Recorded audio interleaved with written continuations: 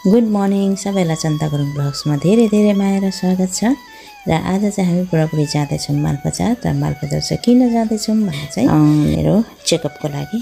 So आजको घाम चाहिँ हेर्नुहोस्, हाम्रोपट्टि चाहिँ एकदमै चर्को घाम लागिरहेको छ हो। र यो चाहिँ मेरो तेस्रो पल्ट चेकअप हो आफ्टर सर्जरी। सो हेरौँ डक्टरले के कसो भन्नुहुन्छ। र घाम हेर्नुहोस् है त कतिको चाहिँ चर्को लागिरहेको छ। यतातिर तपाईँहरूपट्टि कतिको लागेको छ। गरम चाहिँ यहाँ भर्खर सुरुवात छ। यो त भर्खर ट्रेलर हो, पिक्चर त अभी बाँकी है, किनभने भर्खर मे महिना लागेको छ हो। सो अहिले चाहिँ हामी आइपुग्यौँ जलढका फरेस्ट। र यहाँ चाहिँ अलिकति डरै लाग्छ हात्ती र गैँडाको। सो अहिले चाहिँ हामी क्रस गर्दैछौँ Jaldhaka forest.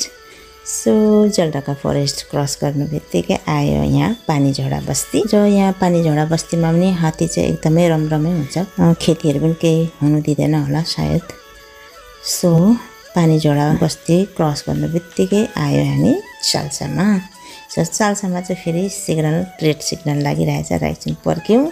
So Chalsa cross भए पछाडि चाहिँ अब चाहिँ हामी आइपुग्यौँ मालबजार। र मालबजारमा देखाउनु पर्ने हो मेरो चाहिँ। र मालबजारबाट चाहिँ अलिकति भित्र आइपुग्नुपर्छ। सो यहाँ आइपुग्यो मेडिकेयर नर्सिङ होम। सो यहाँ चाहिँ अब भित्र भिडियो गर्नु दिँदैन होला सायद। र अब चाहिँ यहाँ पर्खिनु पर्ने हुन्छ। डक्टर चाहिँ 1 बजी आउनुहुन्छ अरे। र हामी चाहिँ यहाँ 12:30 बजी आइपुग्यौँ। र अब यहाँ चाहिँ हामी सबैजना, म चाहिँ लुकी भित्र लुकेर मैले चाहिँ यो भिडियो गरेको हो। सो यहाँ चाहिँ मैले डक्टर देखाइसकेँ, एक्सरे पनि गरेँ। र मलाई चाहिँ खुसी लागिरहेको छ, किनभने रिपोर्ट राम्रो आएको छ अरे, हड्डी जोइन हुँदैछ अरे। र अब चाहिँ वकर छोड्नु, एउटा लौरो लिएर हिँड्नुपर्छ, आफ्नो अलिकति प्रेसर दिनुपर्छ, 50% 80% गर्दै प्रेसर बढाउनु भन्नुभयो डक्टरले। र यहाँ हेर्नुहोस् घाम चाहिँ अति नै लागेको छ। यहाँ मालबजारमा पनि हेर्नुहोस् त कस्तो चाहिँ घाम लागेको छ। र अब चाहिँ आएको बेलामा चाहिँ हामी दिदीहरूकोमा नि एकछिन भेट गर्ने हो ठुल दिदीसँग। र यहाँदेखिको चाहिँ हार्डली कति 5-7 मिनट लाग्छ होला। र जाँदैछौँ दिदीहरूकोमा। यो चाहिँ हो दिदीहरूको घर, मालबजारको घर। अरे वेलकम टु मालबजार।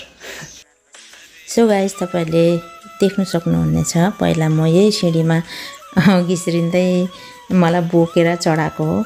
सो आज चाहिँ मैले अलिक कन्फिडेन्ट आयो मलाई। डक्टरले भन्नुभयो त प्रेसर दे खुट्टामा भनेर हो।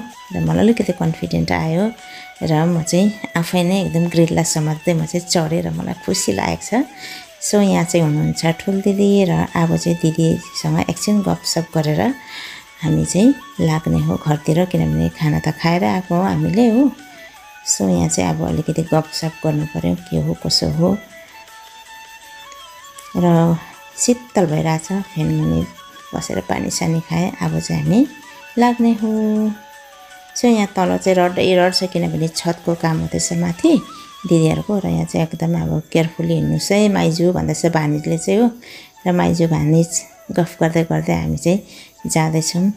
सो आएको बेलामा चाहिँ उहाँ पल्लोपट्टि दिदीको पनि यस्तै मेरो जस्तै नै खुट्टा फ्र्याक्चर भएको छ। र हेरिराखेर जानु पर्यो भनेर म चाहिँ आउँदै पछि जति बेला पनि आउँदाखेरि चाहिँ म चाहिँ हेरिराख्छु। सो यहाँ हामी चाहिँ दिदीको घर पनि आइपुग्यौँ। र उहाँ दिदी नै हुनुहुन्छ, उहाँको खुट्टा फ्र्याक्चर भएको। र उहाँको चाहिँ मेरोभन्दा 15 दिन अगाडि फ्र्याक्चर भएको। उहाँको चाहिँ 28 नोभेम्बर फ्र्याक्चर भएको। र मेरो चाहिँ डिसेम्बर 11 तारिक भएको। र सबैजना आफ्नो गफ गरे पनि दुःख दर्द कतिको हुन्छ, पेन चाहिँ कतिको हुन्छ, त्यो चाहिँ हामी एकअर्कालाई मात्रै फिल हुन्छ। एकअर्कासँग हामी चाहिँ कतिको खुट्टा, तपाईँको खुट्टा कतिको सुनिन्छ, तपाईँको खुट्टामा कतिको पेन हुन्छ, कतिको बाङ्गो कतिको सिधा, त्यो हामी कम्पेयर गर्दैछौँ एकअर्कालाई। एकअर्काको दर्द पेन हामी महसुस गर्न सक्छौँ, फिल गर्न सक्छौँ। सो यहाँ दिदीहरूको घरमा पनि निकै बेर 1 घन्टा जस्तो बस्यौँ। र अब चाहिँ पालो आयो घर जाने। र दिदीलाई चाहिँ टाटा बाई बाई गरेर हामी चाहिँ लाग्दैछौँ हाम्रो दिदीहरूको देउराली फास्ट फुडमा, किनभने भुँडी पनि एकदमै कोकाइसक्यो भुँडी पनि। बिहान चाम्रे खाएर चाम्रो भएर निस्केको थियौँ, अहिले चाहिँ पचिसकेछ। सो अब चाहिँ हामी आइपुग्यौँ दिदीहरूको दोकान फास्ट फुडमा। र आज चाहिँ म आँट गर्दैछु यो सिँढी, तर मलाई डर लाग्यो, एकदमै डर लाग्यो। सक्छु कि सक्दिनँ भनेर म आँट गर्दैछु, तर पनि अब डर के आगे जित है भनेर चाहिँ म चाहिँ अब हिम्मत गर्दैछु। डक्टरले अघि नै अब प्रेसर दिनु सक्छस् भनिहालेको छ हो। सो यहाँ बिस्तारो मलाई चाहिँ हेल्प गर्दैछ। मेरो बुढोले हमेसा अलवेज हेल्पफुल हुनुहुन्छ उहाँ चाहिँ र ऊ छैन भने त साँच्चै नै मेरो त के हुन्थ्यो मलाई नै थाहा छैन र भित्र आइपुग्यो र यहाँ उहाँ हुन्छ साइली दिदी चिन्नै हुन्छ तपाईँहरूले र अब म फर्स्ट पालो आफ्टर सर्जरी यहाँनिर आएको यसरी सिँढीमा सो यहाँ भाइले मोमो पनि ल्याइदियो हामीलाई तातो चिकन मोमो ल्याइदियो अब भोक लागिरहेको बेला सोने पे सुहाएको मोमो खानु पाउँदा है र मैले चाहिँ बिर्सिसकेछु र दुईवटा चाहिँ गम उडाइहालेँ हो र अब चाहिँ भिडियो गर्दैछु मैले चाहिँ भिडियो गर्ने बिर्सेछु अनि मोमो चाहिँ यति साह्रो यम्मी छ यति साह्रो यम्मी के भन्नु अब एकदमै जुसी चाहिँ के भन्नु अब आफ्नो दोकान भनेर मैले चाहिँ बढी बढाइ गरेको नि एकदमै टेस्टी छ यहाँको अचार त झन् भन्नै पर्दैन कतिजना त अचारको लागि पनि आउँछ र तपाईँहरूले पनि आएर ट्राई गर्नुहोस् मोमोको साइज पनि एकदमै ठुल्ठुलो छ र यसको लोकेसन चाहिँ के हो भन्दा चाहिँ मालबजार कम्युनिटी हलको अपोजिटमा छ सो यहाँ मोमोसोमो खाएर हामी चाहिँ अब लागेको घरतिर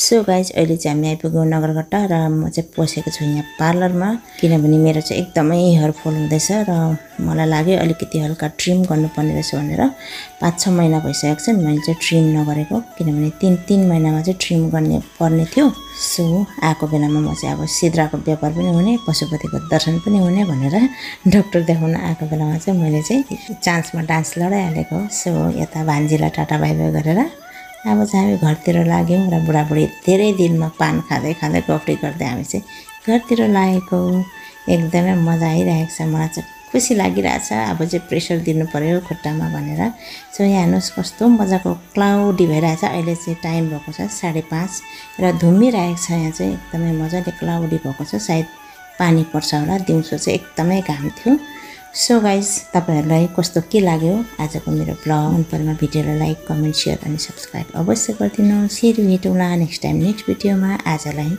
टाटा।